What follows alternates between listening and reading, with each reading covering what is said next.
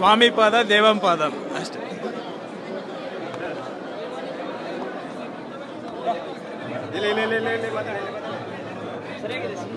ತುಂಬ ಚೆನ್ನಾಗಿದೆ ಸರ್, ತುಂಬ ಚೆನ್ನಾಗಿದೆ. ಸಾಂಗ್ ಸಿನಿಮಾದಲ್ಲಿ ಮನಸ್ಸುಗಳಿಗೆ ಮುಟ್ಟುತ್ತೆ.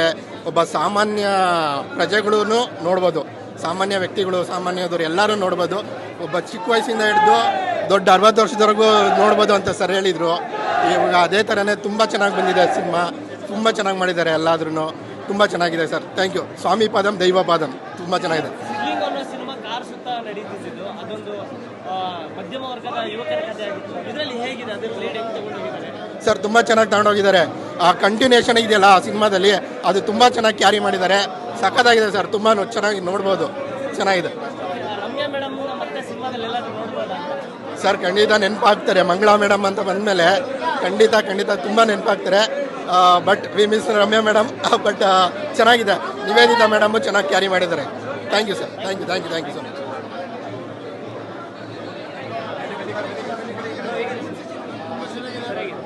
ಸೂಪರ್ ಆಗಿದೆ.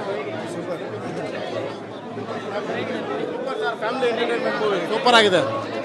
ಸೂಪರ್ ಚೆನ್ನಾಗಿ ಸೂಪರ್ ಆಗಿದೆ ಮೂವಿ ಮಾತ್ರ ಸೂಪರ್ ಆಗಿದೆ. ಸ್ವಾಮಿ ಪಾದಂ ದೈವ ಪಾದಂ ಮಾತ್ರ ಮಸ್ತ್ ಆಗೈತೆ.